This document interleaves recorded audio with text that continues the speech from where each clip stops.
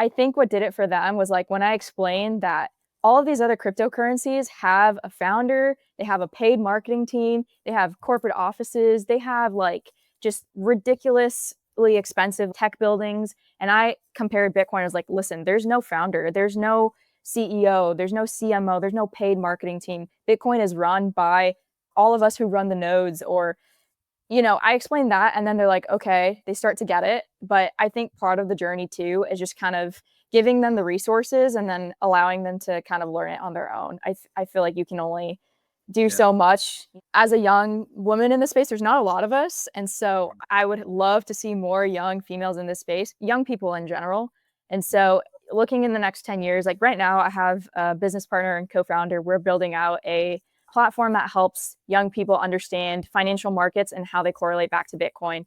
And we're hoping to really just kind of explain, like, why should you care about what gold's doing? Why should you care about what the S&P 500 is doing? How does that affect the greater scheme of things, like in terms of hard money and in terms of where our economy goes? And so I think that's kind of my main goal for the next 10 years is just to keep educating people, especially because my college experience wasn't what I had hoped. I won't say that it was awful. It wasn't awful, but considering how much money it costs to go to college in the US, colleges aren't teaching enough. And they're not teaching about inflation. They're not teaching about, I vividly remember in college being in an econ class and we literally just brushed over 1971. It's like, guys, this was crazy. And it was like 30 seconds spent on what happened in 1971. And so I think that's kind of my goal is I see a discrepancy there. And so with my business partner and I, we're trying to help the next generation kind of unlearn those things and just lay out the facts. This episode of the Bitcoin Economy is brought to you in part by Alden. Need cash but don't want to sell your Bitcoin? Alden is the global leader in Bitcoin-backed loans, issuing over 9 billion loans since 2018. And they were the first to offer proof of reserves. With Alden, you get custody loans, no credit checks, no monthly payments, and more. Visit ledn.io for more information. Welcome back to the Bitcoin Economy. We're joined with a special guest, Halston Valencia, who's been making waves, not only on Twitter, but I saw you in real life, which was cool, at the Unconference, and you had a speaking role too. So I was like, holy shit, she's really coming up. So very excited to have you on the show, Halston. I'm excited to be here. It was so nice meeting you, and yeah, had a great time at the conference, but yeah, excited to see what you guys are building at 21 Rates and the Bitcoin Economy podcast. Yeah, we appreciate it. So yeah, let's jump right in. And I would love to understand, a little bit like why Bitcoin for Halston, why your whole generation, if you just graduated college, should care about Bitcoin. Like, what's been your experience orange pilling people? I think we need more perspectives in the space, both from younger generations that didn't have a lot of money to buy Bitcoin in 2009. I wasn't someone that bought a lot of Bitcoin in 2009, as well as from women. We've had some awesome guests on the show. We've had Natalie Brunell. We're trying to get her back on, which we're just scheduling a date. But I think it's very interesting to hear your perspective on that. So we'll leave the floor to you. What is your orange pill story? Yeah, okay. So my orange pill story, the first time I learned about Bitcoin, like for what it is as a solution to the broken system that we're in, was through the book Broken Money by Lyn Alden. I was recommended the book shortly after it came out back in 2023. So I read it for the first time. And I think the first time I read it, I really focused on understanding like just all the lies that I had been told in college. I was a business economics major. And so I read that book during would have been either my end of my junior year, beginning of my senior year, around that time. And I was just focused on understanding all the brokenness. And then the second time I read it, I was more so focused on Bitcoin and like understanding Bitcoin as a technology. And then I was super intrigued. And so I started finding podcasts, and then I read Saifedean's books, and then I read The Big Print. That one recently really just like changed everything for me. And then I kind of just like fell down this rabbit hole of Bitcoin podcasts, Bitcoin videos, and I started watching like Sailors clips. And then it just became so clear to me that Bitcoin is a solution to the broken financial system. And back to your original question, why should Gen Z care? At that point in time, I was in college working multiple jobs. I think 3 jobs at one point. I was taking like too many units. Probably it was like 21 units or more every semester just to like, get by and do well in school. And I was like, yeah, no, there's got to be more to life than this. Like I was having a midlife crisis at the age of 2021. I said this is a prophecy becoming real because you had 21 units. This was around 2021. The world was Yeah, seeking you, to get in there. exactly. Exactly. Yeah. And then yeah, I was a victim of the, just growing up with a financial crisis, same thing with millennials, and then a global lockdown, record inflation. It became so clear to me why Bitcoin matters and why I should adopt it as, hard sound money. And so, yeah, I think that's why Gen Z should care, is because we've lived through those things. And, one of the main things people say to me is like, I'm too broke to buy Bitcoin. And it's like, that is exactly why you should buy Bitcoin, Yeah. because you're broke, and you could start small, start with DCAing, start with $5 a week. I don't care. I mean, just start little by little. And yeah, I would just encourage people to learn more about it, because once you actually understand like how bad it's going to get, like how bad it is and it's going to continue to be, I couldn't just recommend that enough. One question I have, again, we're a generation maybe above you here, but coming out of college, like no one was talking about Bitcoin when I went to school. It wasn't until like 2017 where I at least first heard about it. So people that were in college, I guess, like scraping for pizza dollars, and for dollar beer night, etc. How did you jump into Bitcoin versus some of the meme coins? And did you find your friends, I guess, more so looking at the Litecoins of the world or like meme coins that they could get in for $10 and they hope to hit $100 from that, right? Yeah, You kind of jumped right into Bitcoin though? definitely. Yeah, I think what helped is that throughout college, I had met so many crypto bros that were I just wanted nothing to do with them in that space. And I just hated, like, I don't know, I hated the demeanor, and just always something about them didn't sit well with me. And I used to be a part of like the blockchain um, club at my school. And so I went to like this blockchain conference this last year, or maybe it was earlier this year. And like, yeah, like you said, everyone was talking about like Solana, XRP, ETH.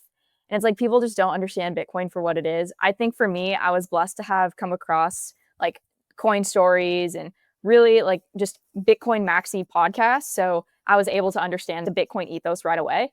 Um, but yeah, it in college, like most people are in crypto for the arbitrage and for, profiting off of volatility. For me, that wasn't how I saw it. I saw it more as like a solution to, the broken economy. And I see it as like more of a moral thing. I mean, I think there's a lot of people out there that have the best laid plans and intentions of building, the next best tech for a variety of industries, on blockchain. But, controlling money corrupts people, and it always has throughout history. And so, you could have a great team, but then there could be a single person or CEO or founder that goes and prints a lot of the token and sells it, and they dump on Exactly. retail. Yeah, it just happens, even though the intention might have been really good at the beginning. So question for you, how did you decide where to buy Bitcoin? How did you land on you don't have to give any private info on where you store it now or your type of hardware wallet or your keys, obviously. But was it, I mean, fair to say like Coinbase, the first public company that's, you could buy Bitcoin on, but, or was it something else like a Cash App that you were like, oh, hey, like can I, ACH here and I can get some money over and then I can start buying? Yeah, I think going back to how I even got orange pilled, like once I started listening to these podcasts, like I'll leverage, Coin Stories, Natalie Brunell's podcast. She really, when I started listening to those first few episodes, she really emphasized the importance of buying your Bitcoin from a Bitcoin only exchange and then like custodying in cold storage. And so thankfully, because we have such great Bitcoin educators nowadays, I was able to like, it just clicked right away for me. And so I've never used Coinbase, will probably never use Coinbase if I'm being honest. And so I think the first thing I did is I just kind of looked up Bitcoin only exchanges and came across River and Strike. And then I just kind of compared the two. Initially, I had been watching a lot of like Jack Maller's podcasts and following his tweets. So I was like, okay, I'm going to try Strike. And so then I was a customer of Strike for a while. And then I kind of just started learning more. And then I ended up switching to River because they had proof of reserves. And now I buy Bitcoin at Bitcoin Well because they don't even need to have proof of reserves because they never hold the Bitcoin. It's a non-custodial platform. And so what I really like about the Bitcoin wallet is that I can just buy Bitcoin and send it immediately to, I'm not afraid to say, but I use Cold Card. I think they're truly one of the best cold storage products. And so just send it straight to cold storage, and you can do that immediately. You can do just like a recurring buy, once a week, once a month, however often you want. And so, yeah, that was kind of my process. But I really give a lot of credit to Natalie and all of the Bitcoin educators in the space for making that known and clear right from the start. Were you amongst your friends, because you're on Twitter now, right? And you're orange pilling people that may not know you, they may have found you by a search or however. When you're with your friends, are you orange pilling them? And I'm curious too, like mostly of your generation, what is the straw that breaks the camel's back that's like it clicks for people that, okay, Bitcoin is a better way? Yeah, I can't say I've had immense success within my friend group. I've orange pilled 3 people in my immediate friend group, which is a success, but, considering how many people I've tried to orange pill, it's like the ratio is not quite there. I think what did it for them was, like, when I explained that all of these other cryptocurrencies have a founder, they have a paid marketing team, they have corporate offices, they have, like, just ridiculously expensive tech buildings, and I compared Bitcoin as like, listen, there's no founder, there's no CEO, there's no CMO, there's no paid marketing team. Bitcoin is run by all of us who run the nodes, or, I explained that, and then they're like, okay, they start to get it. But I think part of the journey too is just kind of giving them the resources and then allowing them to kind of learn it on their own. I feel like you can only do so much. Yeah. One of my best friends, he texted me about 3 weeks ago and he said, "Hey, my in-laws are about to go all in on XRP. Are they cooked?" And I'm like, yeah, this is just Oh, no. financial crime to like be running Facebook ads or Instagram ads. For Yeah. XRP's doing that, or the Ripple, Foundation's doing that to run XRP ads to some like 60-year-old couple in the middle of Georgia in a probably pretty rural area. Like, I know location doesn't always matter, but if that's who you're marketing to, that's not like enterprise adoption. That's not what they're saying they're doing by like getting a bunch of banks around the world to transact with Ripple instead of Swift. Like Yeah. they're running Yeah. Facebook ads in front of people that should not be getting ads to go buy this token. It's ridiculous. Yeah, that's awful. Honestly, everything I've seen about XRP has been so unethical. And if it makes you feel any better, I was at a run club probably about a month ago, and a young guy, probably around my age, maybe 24, 25, a couple years older, said that he believes XRP is going to the moon because he saw I think it was is it Gemini or like a big credit card company partnered with XRP to like make an XRP credit card, and he thinks that that's why they're going to the moon. And I was like, dude, listen to what you just said. It's a paid partnership.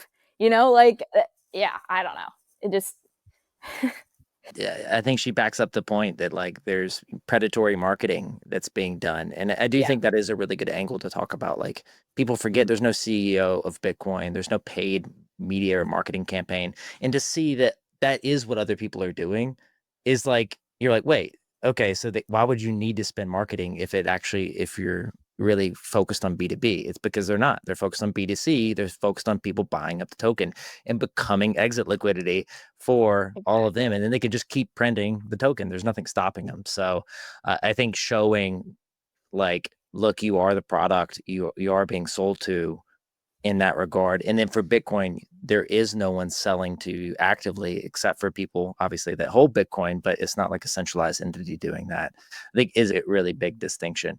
So follow-up question would Yeah. be, you're leaving college, you're now orange pilled, you're passionate about Bitcoin for your career. Like, were you suddenly like, hey, I don't want to go work in consulting, or I don't want to go work as a financial analyst, or, you said business economics was classes you were taking. Like, there's a lot of well-paying jobs. And I'm sure your parents were like, wait, you're graduating college. We paid for this. Is this going to be like an art major that suddenly can't pay back their student loans? How do you break to them?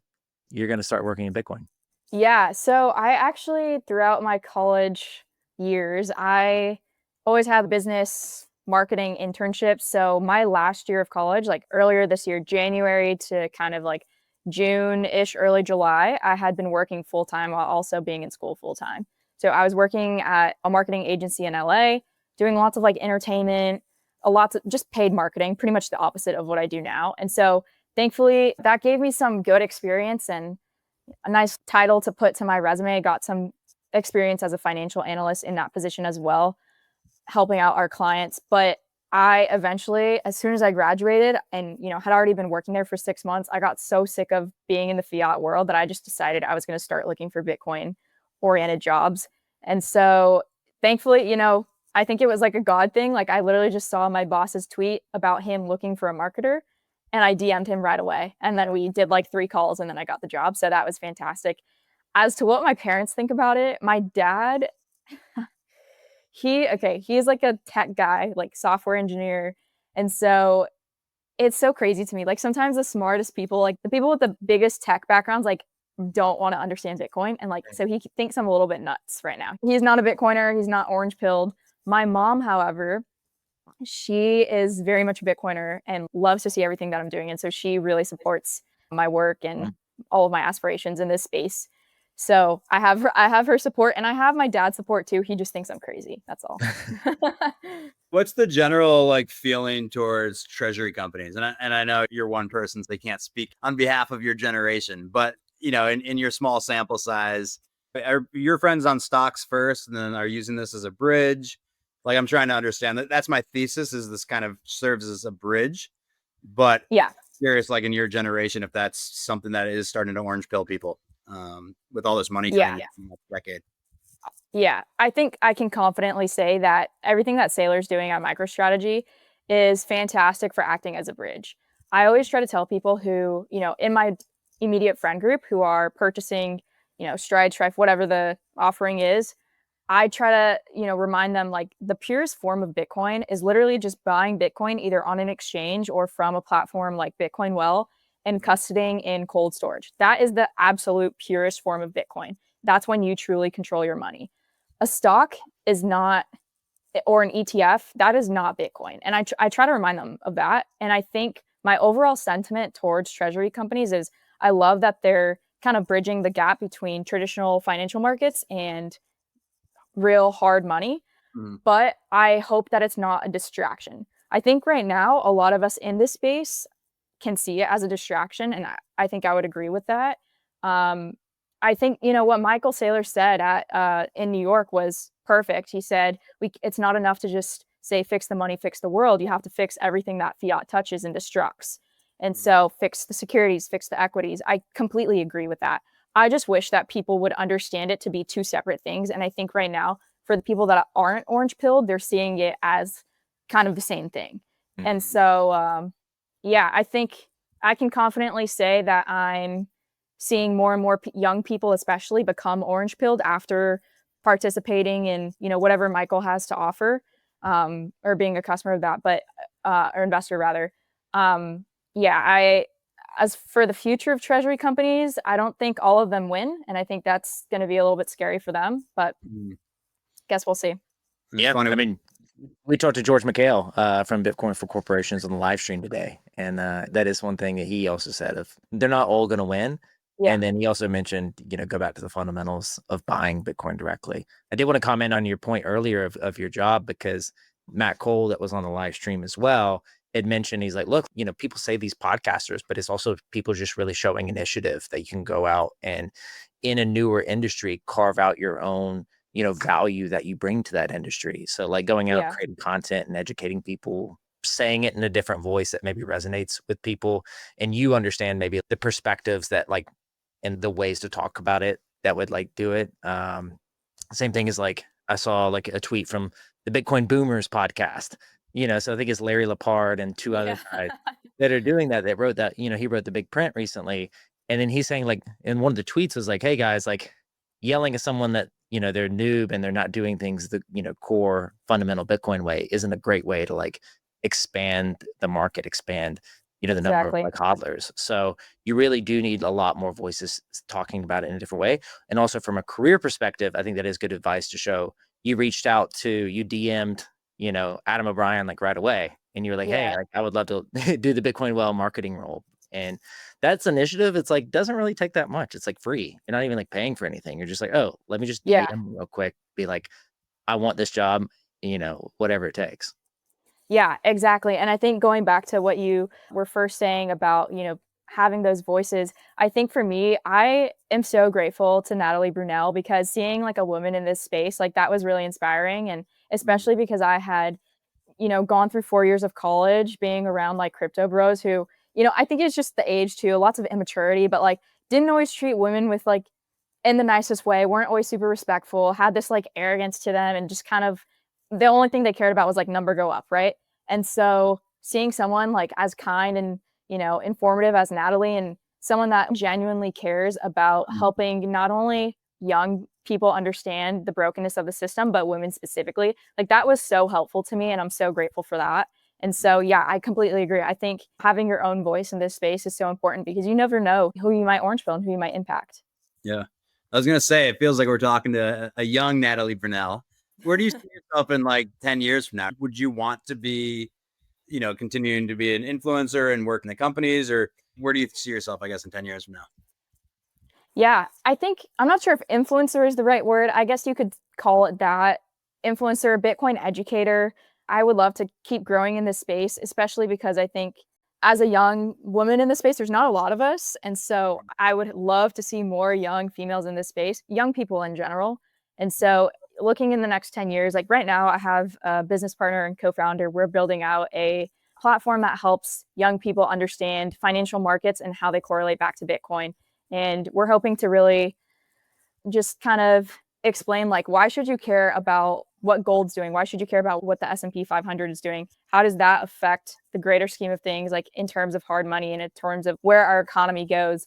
And so I think that's kind of my main goal for the next 10 years is just to keep educating people, especially because my college experience wasn't what I had hoped. I won't say that it was awful. It wasn't awful, but considering how much money it costs to go to college in the US, colleges aren't teaching enough. And they're not teaching about inflation. They're not teaching about, I vividly remember in college being in an econ class and we literally just brushed over 1971. It's like, guys, this was crazy. And it was like 30 seconds spent on what happened in 1971. And so I think that's kind of my goal is I see a discrepancy there. And so with my business partner and I, we're trying to help the next generation kind of unlearn those things and just lay out the facts.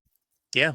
What are some of the things you guys are doing? We talked to Kyle, Bitcoin Culture Hub, earlier this week, and it's cool to see, he's been traveling a lot. You're traveling a lot. Yeah. I work with Kyle as well. Yeah. I guess what are some ways that you're like, things that like tangible things we could follow, we could see, what you're trying out? Yeah, I mean, okay, I haven't actually talked to my business partner about like announcing anything today, but what I will say is that we plan to launch our platform and, end of October so that you guys can follow us there, follow my account. And yeah, we are working closely with Kyle from the Bitcoin Culture Hub as well. Well, what I can say is that we're putting out a newsletter. And so we aim to help, young people understand the larger macroeconomic picture and the economic storm that we're in and also about to face. It's only going to get worse. And so our newsletter and platform will also be accessible with Bitcoin Culture Hub. What we're trying to do there is kind of also help young people understand macro, TradFi, all things Bitcoin related, but also just kind of grow that community. I think, there's a lot of older people in this space and it's great to learn from them, but we're trying to grow the Gen Z Bitcoin community and hopefully start a little movement. Love it. Well, very cool, Halston. I'm definitely have you back on. We're talking about doing some live shows as well with you, so that'll be fun. And we'll see you around. It sounds like you're traveling every single city every weekend now. So yeah, I'll be back in New York a couple months or in November. So maybe we can I can see you then. Love it. Let's do it. Yeah. And then I also appreciate just the guidance on, we want to do more stuff with helping like regular people onboarding into Bitcoin. And I spoke to a guy at a restaurant that accepts Bitcoin, and he's like, for his employees, he's like, oh, like, what do you recommend for Bitcoin? Like buying? He's like, oh, Cash App.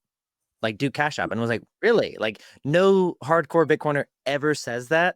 but it's a really good thing to tell a restaurant owner, or for a restaurant owner to tell his employees that, aren't really savvy, are new to tech, obviously have like iPhones or something, but they're used to like using Cash App to pay for other things. And he's like, if you can buy Bitcoin through it, I'm not, teaching them, having to teach them a lot of things where they don't trust. So I think having more stories like yours and like telling people about, hey, here's how I actually started doing the steps. And this is how I started actually getting the Bitcoin. And luckily for you, I think you started a really good path of listening to the people in podcasts and say, oh, hey, let me start with Striker River, Bitcoin only Yeah. firm that are great. But not everyone hears that. So Right. we hope to put out more content where they have a story similar to yours. So Halston, appreciate you coming on. Yeah. Thanks for having me, guys. This was great. Awesome.